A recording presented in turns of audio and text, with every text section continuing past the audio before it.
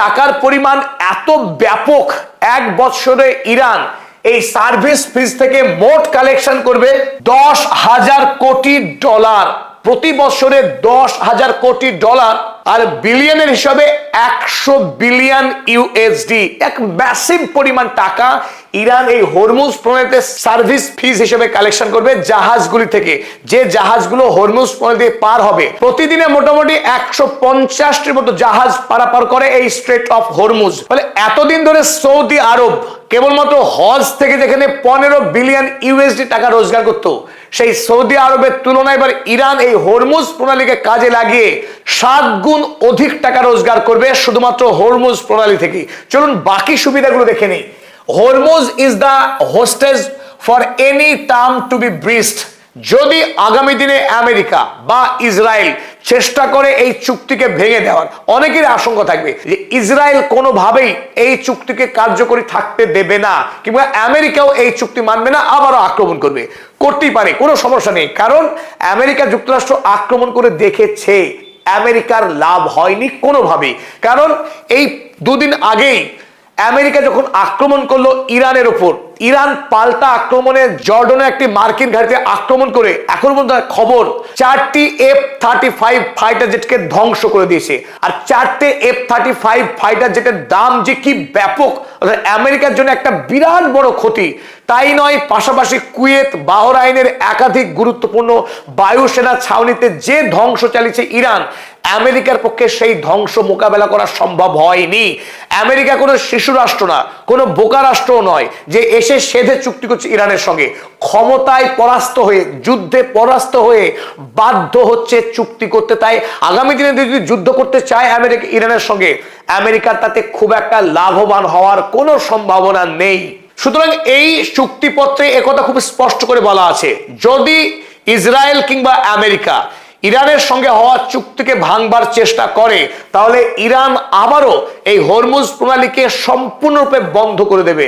আর এই চুক্তিতে বলা হয়েছে 19শে জুন যখন আমেরিকার সঙ্গে ইরানের আনুষ্ঠানিক জেনেভা শহরে চুক্তিটি স্বাক্ষরিত হবে, সেই দিন হরমুজ প্রণালী খুলে দেওয়া হবে।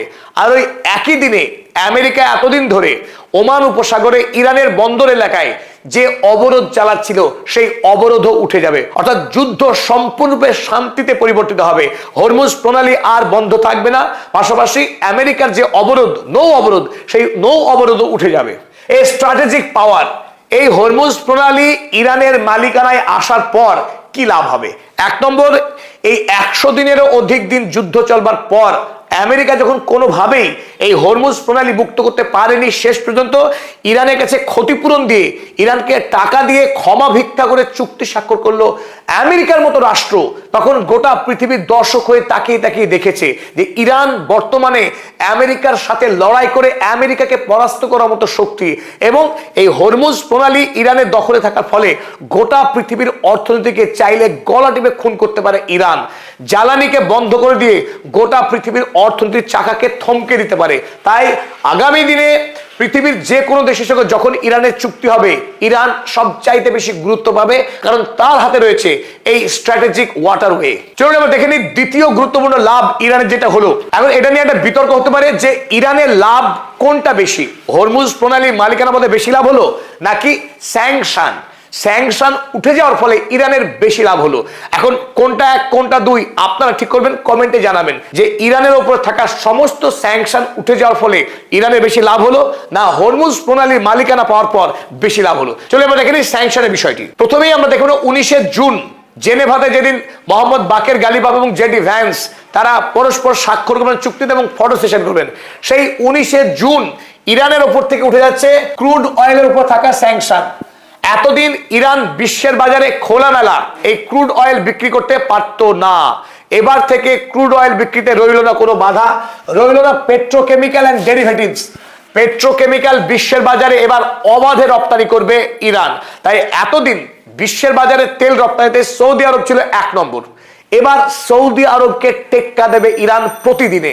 অর্থাৎ তেল রপ্তানি করে বিদেশি অর্থ রোজগারের ক্ষেত্রে আগামী দিনে সৌদি আরবের সমকক্ষ হতে যাচ্ছে ইরান। এবং পাশাপাশি আরো একটি গুরুত্বপূর্ণ তথ্য, পেট্রো ডলারের ধ্বংস হওয়া। আমেরিকার গোটা পৃথিবীতে অর্থনৈতিকভাবে যে দাদাগিরি চালাতো আমেরিকার ডলার দিয়ে, সেই ডলারের দিন শেষ হতে যাচ্ছে। কারণ ইরান বিশ্বের বাজারে যে তেল রপ্তানি করবে, ডেফিনেটলি সেই তেল ডলারে বিক্রি হবে না, তার বড় অংশ বিক্রি হবে ইউয়ান, রুপি, রুবল, অর্থাৎ আমেরিকার ডলার ছাড়া বিদেশি মুদ্রাতে বেশি পরিমাণে এক্সচেঞ্জ হবে। তাই আমেরিকার অর্থনৈতিক মৃত্যু ত্বরান্বিত হবে এই স্যাংশন উঠে যাওয়ায়। ব্যাংকিং, ইন্স্যুরেন্স, ট্রান্সপোর্টেশন, ইরানকে চারিদিক থেকে পঙ্গু করে রাখা হয়েছিল। অর্থাৎ ইন্টারন্যাশনাল যে সুইফট সিস্টেম, আন্তর্জাতিক অর্থনৈতিক লেনদেনের যে ব্যবস্থা আমেরিকার দ্বারা নিয়ন্ত্রিত হয়, সেই সিস্টেম থেকে ইরানকে কবেই বের করে দেওয়া হয়েছিল। এবার নতুন করে আবারও ইরান সুইফট সিস্টেমের অংশ হচ্ছে। আর ইন্স্যুরেন্স এবং ট্রান্সপোর্টেশন, আন্তর্জাতিক জলপথ পরিবহন, সেই পরিবহনের ওপর থেকে উঠে যাচ্ছে সমস্ত নিষেধাজ্ঞা। এতদিন পৃথিবীর বিভিন্ন প্রান্তে ইরান যে তেল বিক্রি করত, সেই তেল বিক্রি করত গোপন পথে, ঘোস্ট ফ্লিটের মাধ্যমে। এবার আন্তর্জাতিক লাইসেন্স প্রাপ্ত জাহাজে করে ইরান গর্বের সঙ্গে তেল বিক্রি করবে। আর এই 19শে জুন উঠে যাচ্ছে এই সমস্ত নিষেধাজ্ঞা। তারপর পরবর্তী 60 দিনের মধ্যেই ইরানের ওপরে থাকা সমস্ত প্রাইমারি এবং সেকেন্ডারি স্যাংশন, যেগুলো আমেরিকা চাপিয়েছিল, সেই সমস্ত স্যাংশন ধাপে ধাপে উঠে যাবে। এবং তারপর ইউএন সিকিউরিটি কাউন্সিল স্যাংশনস, রাষ্ট্রসংঘের পক্ষ থেকে, রাষ্ট্রসংঘের যে নিরাপত্তা পরিষদ, সেই নিরাপত্তা পরিষদও ইরানের উপরে একাধিক স্যাংশন চাপিয়ে রেখেছিল, সেই সমস্ত স্যাংশন উঠে যাবে। IAEA board sanctions, international atomic energy agency, Iran পারমাণবিক কার্যক্রম চালায়, এই অভিযোগে ইরানের উপরে চাপানো হয়েছিল আরো একগুচ্ছ নিষেধাজ্ঞা। তাই এই সমস্ত স্যাংশন 19শে জুনের পর 60 দিনের মধ্যেই এই সমস্ত স্যাংশন উঠে যাচ্ছে। আপনাদের একাধিকবার আমরা বিভিন্ন ভিডিও করে বলেছিলাম যে ইরানের উপরে এই মুহূর্তে পৃথিবীর সবচাইতে বেশি স্যাংশন রয়েছে। 9000-এরও অধিক স্যাংশন ছিল ইরানের উপরে। আর এত স্যাংশন নিয়েও ইরান যে এতদিন রেজিস্ট্যান্স ইকোনমি নিয়ে বেঁচে ছিল এবং দেশের অভ্যন্তরে প্রায় 18,000-এরও বেশি নলেজ বেসড কোম্পানি তৈরি হয়েছিল, সেটা এক কথায় বিপ্লব। পৃথিবীর কোন রাষ্ট্র টিকে থাকতেই পারেনি এই স্যাংশন নিয়ে।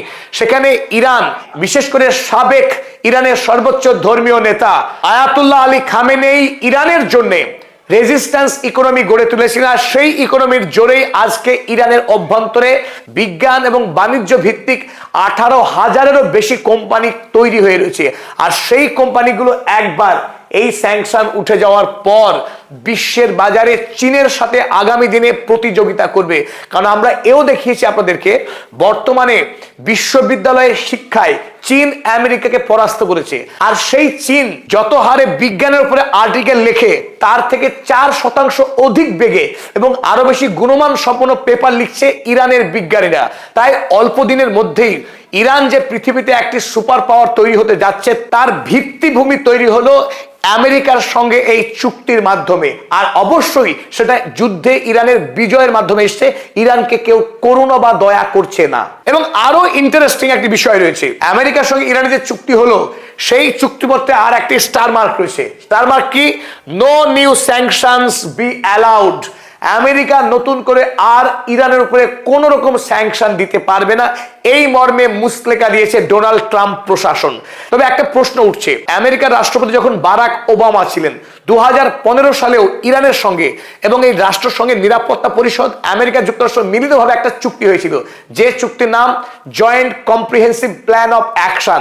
সেই চুক্তির পর ইরানের ওপর থেকে বেশ কিছু স্যাংশন তুলে নেওয়া হয়েছিল। আর এরপরেই 15 থেকে 18-এর মধ্যে ইরান অনেকখানি অর্থনৈতিক উন্নতি করেছিল। তারপর ডোনাল্ড ট্রাম্প প্রথম এসে JCPOA চুক্তিকে বাতিল করে দিয়েছিলেন। কিন্তু আজ এই যুদ্ধে পরাস্ত হবার পর সেই ডোনাল্ড ট্রাম্পকেই বাধ্য হতে হলো ইরানের উপর থেকে সব রকম স্যাংশন তুলে নিতে এবং নতুন করে হরমুজ প্রণালীর মালিক হয়ে গেল ইরান। পাশাপাশি আরো একটা তথ্য দিই, যখন আমেরিকা যুক্তরাষ্ট্র ইরানের উপর থেকে সমস্ত স্যাংশন তুলে নিচ্ছে, তখনই ইউরোপ মহাদেশের 4টি শক্তিশালী রাষ্ট্র, কারা?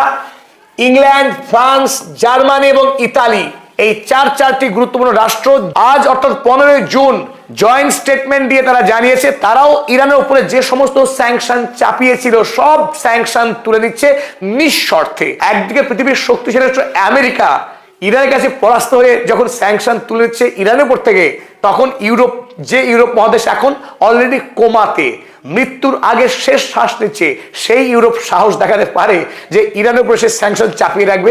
অতএব পৃথিবীতে আর কোনো দেশ ইরানের উপর স্যাংশন চাপিয়ে রাখতে পারবে না।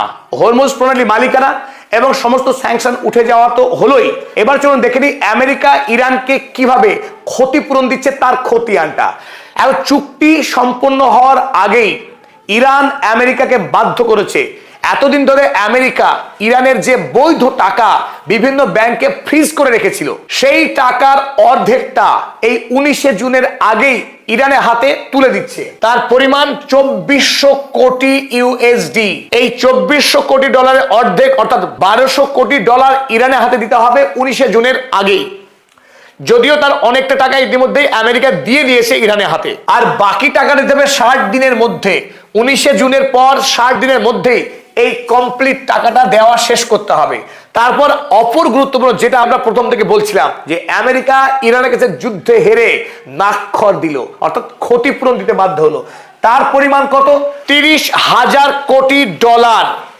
এই 30,000 কোটি ডলার আমেরিকা এবং আমেরিকার মিত্ররাষ্ট্র মিলিতভাবে ইরানের হাতে তুলে দেবে। আর ওই 19 জুনের পর যে 60 দিন সময় নেওয়া হচ্ছে দুই দেশের মধ্যে চুক্তির বিস্তারিত খুঁটিনাটি সম্পন্ন করবার জন্য, সেই 60 দিনের মধ্যেই আমেরিকা যুক্তরাষ্ট্রকে ব্লুপ্রিন্ট তৈরি করতে হবে যে কোথায় কোথায় ইরানের কত টাকা খরচ করবে এবং পরিকাঠামো নির্মাণের কাজ সম্পন্ন করবে। আমেরিকা এবং ইসরায়েল ইরানের উপরে বোমা বর্ষণ করে যে ব্যাপক ক্ষয়ক্ষতি করেছে, প্রত্যেকটি জায়গাকে পুনর্নির্মাণ করে দিতে হবে আমেরিকাকে টাকা খরচ করে। আমেরিকার জন্য এর থেকে বড় লজ্জার কি হতে পারে? অন্যদিকে এই চুক্তিতে দুটি দেশ গুরুত্বপূর্ণ ভূমিকা পালন করেছে, তো অবশ্যই এক নম্বরে পাকিস্তান।